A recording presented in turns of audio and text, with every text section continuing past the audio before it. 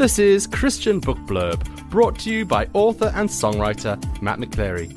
Get a behind-the-scenes glimpse into the lives of some of your favourite Christian authors, hear about their books and faith. Also, why not check out my website, mattmcclery.com. Well, hello and welcome to the Christian Book Blurb, the podcast where we like to encourage you in your discipleship one book at a time, as we meet some amazing Christian authors and learn about their books, their lives, and their faith. Well, I'm your host, Matt McChlery. Thanks for clicking over and joining us on the podcast today. It's great to have you with us.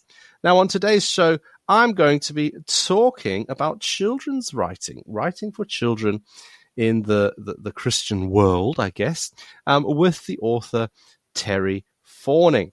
So let's welcome Terri to the show. Hi, Terri. Hey, Matt. Good to be here. Thank you for inviting me. It's so good to have you with us. And you are a children's author based in America, I believe. Is that right? Yes. Rankin, Georgia, which is near Savannah, Georgia, which most people know Savannah. So that's great. I ask because some people don't really know America that well who listen to this, although about half my listeners are Americans, so they might have a pretty good idea. So that's great. What first inspired you to write for children, Terri? Well, first off, I thought this children's story was going to be for my grandchildren, my children, just to pass down. But I was impressed about, no, it's for other children also, because they're so playful, they're innocent, and they have great imaginations. So I thought they would be really, really interested in this kind of book. And why do you think it is important to have faith-based books for children? Well, because it's important that you introduce the concept of faith early on. It needs to grow like a little seed. It's not only the parents who are supposed to be doing it, but extended family, grandparents, aunts, uncles, cousins. It's really important for them to model faith and the behavior so children can emulate it. You said you wrote this book primarily for your family at first. Yes. So I imagine, were they like your sounding board? Did you read them the stories first before they were in the book, or did the book come first and you say, look at this, these are some stories I've written for you? There are a few of the stories that I read to them on the way. Some of my grandchildren that were a little bit older, and they got tickled over them. So I said, okay, this will be fine. So they encouraged me with that. And you've read them, the actual book, since it's been published? They were thrilled. My children, the grown children that I have, they were very upset. They didn't get their own copy. The grandchildren got them. That's very good. Your book it's an interesting one, because I must admit, nearly all the children's books I've looked at and done interviews with on this podcast have been fictional books for children, or indeed a retelling of a Bible story. But yours is neither. Yours is quite different. So yours is a non-fiction book for children, but it's a non-fiction book, but it's still in like a storytelling style. So it's very different. It's very unique. Why did you choose to write in this way or in this genre? I think children just love stories, and they love to be told stories. And I think when they find out that this story is real, that catches them off guard. I've had little people ask me, 8-year-old that had read it, and he was asking me about a story about Doctor Who. And he said, did that really happen? And I opened my hand up and I showed him my scar. And he went, oh, it really happened. Yeah. And he goes, when are you going to write another story? So just cute things like that. That is cute. That is lovely. And you mentioning that the Doctor Who story in there. Now, I know for my UK listeners, hearing the words Doctor Who might be a bit Yes. different to what you Yes. talk about. It's not talking about some Time Lord that jumps inside a telephone box and flies around No. the galaxies. No, Even it's though I do like that story. yeah. So just briefly, who is Doctor Who and how did he enter your life? Well, I was working on the farm with my dad, and I fell and got cut in the hand by a rusty nail. And so I had to go to the emergency room, and that's where I met Dr. Who. And he was the physician who sewed it up, and he kept talking to me in such a way, telling me about his name, because I really couldn't grasp his name. Are you related to the owl family or something? And he got off on it. And so we had a nice conversation, and before I knew it, my hand was all stitched up and it was all better. Yeah, and that's just one of the stories in the book, which is Mm-hmm. wonderful.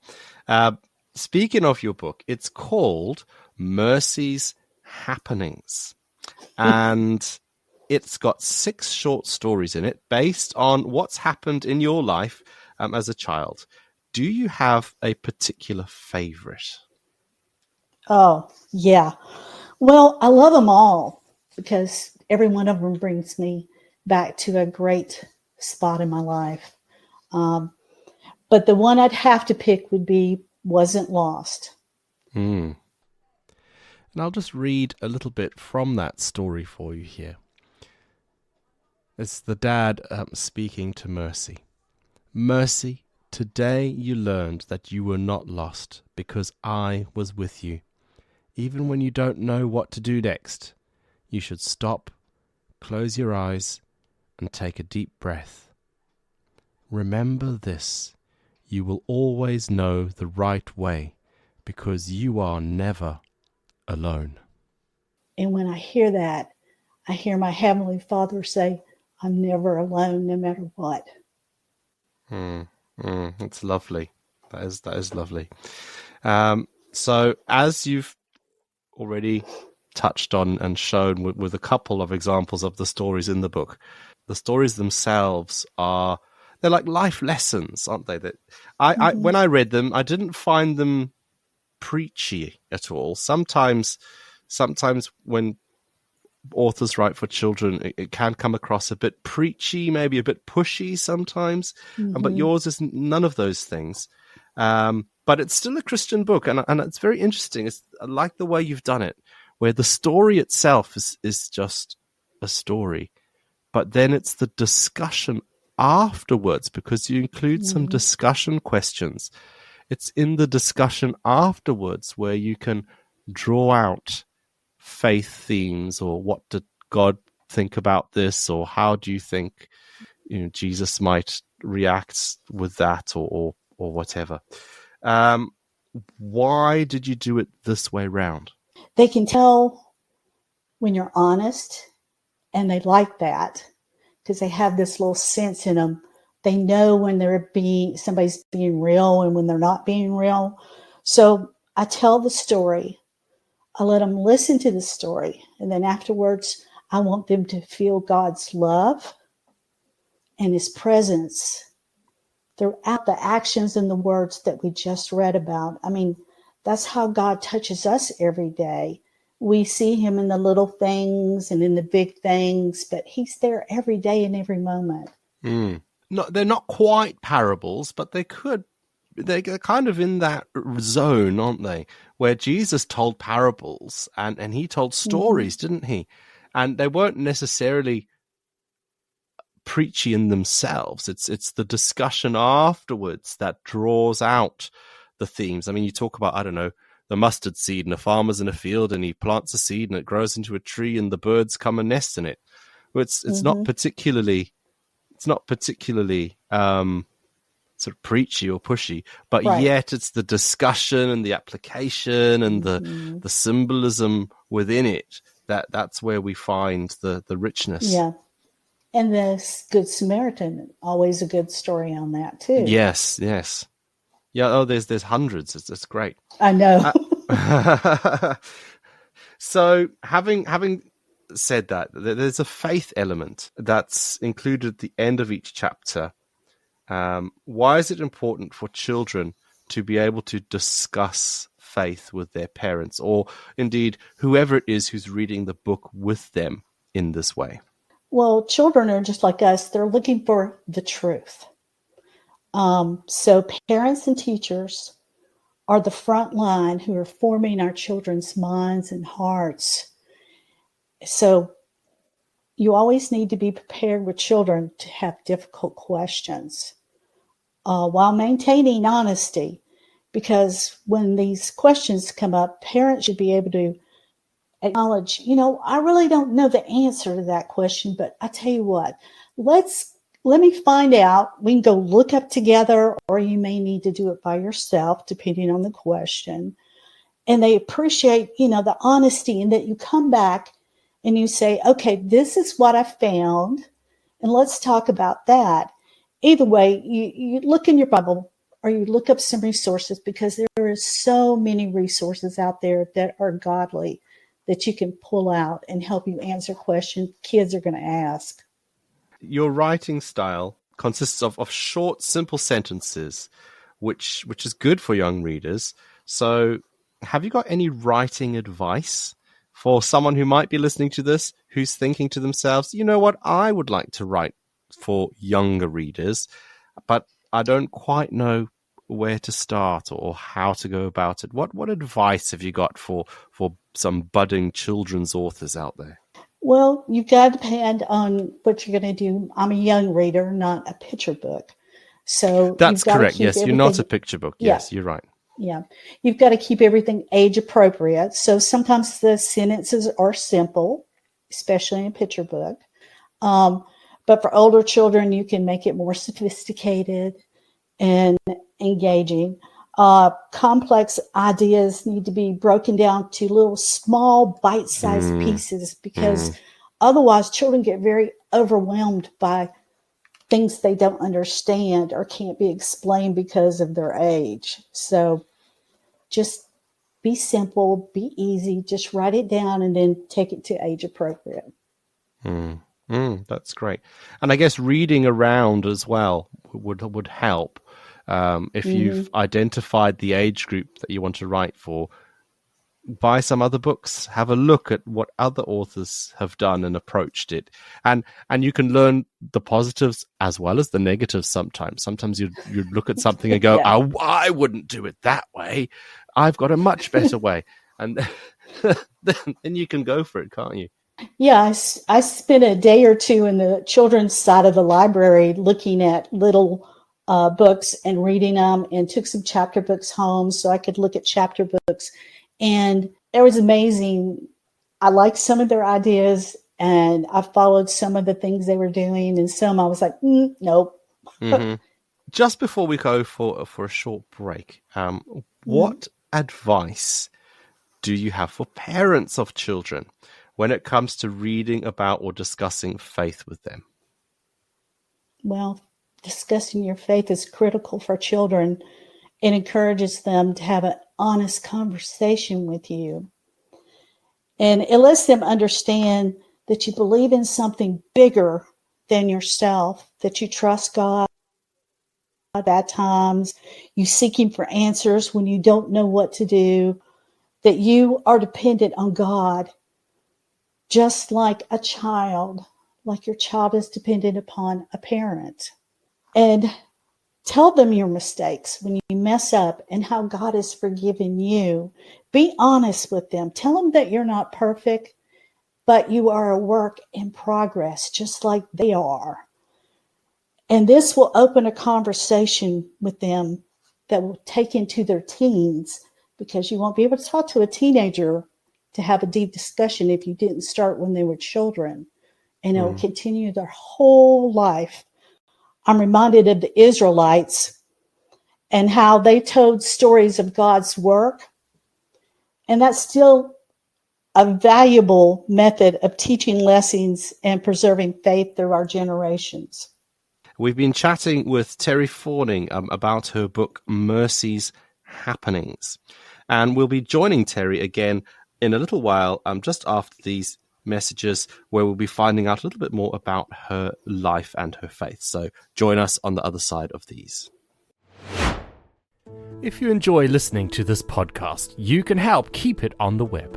All you've got to do is buy me a coffee. Head over to buymeacoffee.com/Matt McChlery to make a donation. There is a link in this episode's show notes. So go on, buy me a coffee today and help this podcast to keep supporting Christian books and authors. Hello, welcome back to the Christian Book Blurb podcast. We have been chatting with the author Terri Fahning all about her book Mercy's Happenings, a lovely book of 6 short stories written for children. Now, Terri, this side of the interval, we like to get to know the author a little bit better.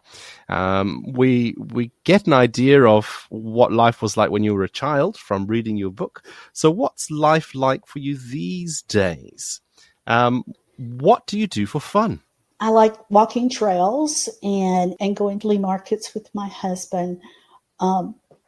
We both like refinishing and repurposing things. And we have a little booth at a vendor's mart Nice. who resells them for us. So we have fun doing that. And my church ladies. What projects are you working on at the minute? What are you repurposing at the minute? Oh, I've got an older table. And I have stripped down the wood, and I am trying to sand it clean and get the brass all fixed back to where it's beautiful and shiny, to put it back together. But I'm going to paint it a black, and then I'm going to accent it in certain places with some stained wood. So it'll have two-tone look to it. Oh, nice. Yeah, good. And so is that what you do that on your own, or does your husband help? We both do it. Okay. You know, we're both real handy. My dad was a carpenter. My mother was a nurse. So we lived on a farm. So you learned all sorts of things doing that. But by vocation, I am a retired surgical tech. So I was in the operating room all the time. And I'm a retired Taekwondo instructor. Wow. Surgery and Taekwondo. I wonder which order. Does it go Taekwondo first and then you get the surgery after? Maybe? I don't know. Both. Both. Very good. Both. What belt? Do they do belts in Taekwondo like karate? Yes, they do. What colored belt did you get up to? I have 3rd degray black belt. Whoa, goodness. I have a little bit of Hapkido and Jiu-Jitsu. I may look like an old grandma, but... Yeah, just watch out. Yeah. Have you got any favorite things to eat or to do? I love Mexican food and Thai food.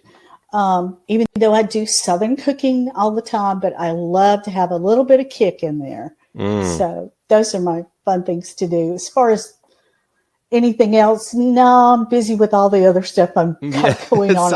It sounds like you're pretty busy. Yeah, that's good. I try. Now, because you're a children's author, I think I have to ask you this question about a cartoon character. So, if you were a cartoon character, who would you be and why? Okay, this is going to age me. So, Bugs Bunny. We share some traits. We're clever, we're funny, and able to navigate out of difficult situations. Good. Now, my husband says I'm Betty Rubble, kind and down to earth, but he's being kind. My kids would say something different. No, that's great. I like the Flintstones, especially the car where you have to stick your feet out the bottom to get it going. I'm glad we don't do that. When I was younger, we had a car almost like that one, but there you go. Oh, yeah, didn't we all? Yeah. Do you like chocolate or sweets? Which one would you go for if you had the choice? I love both of those. Oh, hard choice then. Yeah, very hard choice. Oh, okay. And are you a tea person or a coffee person? Tea.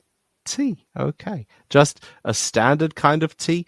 What kind of tea is it in America that you have? Because we've got like an English breakfast here. Oh, yeah. Well, I have a almond hibiscus mix that I love. Okay. Oh, very nice. with a little bit of honey. Yeah, I've just started getting into herbal teas, so that I haven't tried that one. Interesting. Have you got any family? You've kind of mentioned them already briefly, but I have a plethora of family. We are a big, blended, mixed family. So I have 7 grown children married, 17 grandchildren. Most of them are grown and married. And then number 6 great grandbaby just came this month. wow, congratulations.